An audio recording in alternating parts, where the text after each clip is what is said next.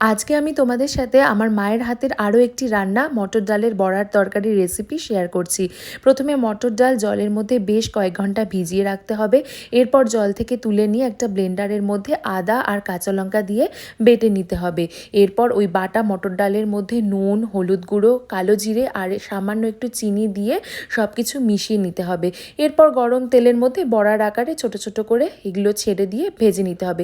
এটা কিন্তু শুধু মুখে দারুণ খেতে লাগে। এবার বড়ার তরকারি বানানোর জন্য তেলের মধ্যে সাদা জিরে, তেজপাতা ফোড়ন দিয়ে টমেটো, কাঁচা লঙ্কা আর আদাকে একসাথে মিশিয়ে একটা পেস্ট তৈরি করে নিয়ে সেই পেস্টটা এর মধ্যে দিয়ে দিতে হবে। এরপর একে একে নুন, হলুদ, জিরের গুঁড়ো, চিনি আর কাশ্মীরি রেড চিলি পাউডার দিয়ে কষিয়ে নিয়ে কষানো হয়ে গেলে আগে থাকতে ভেজে রাখা আলুর টুকরো দিয়ে জল দিয়ে এটাকে ঢাকা দিয়ে রাখতে হবে।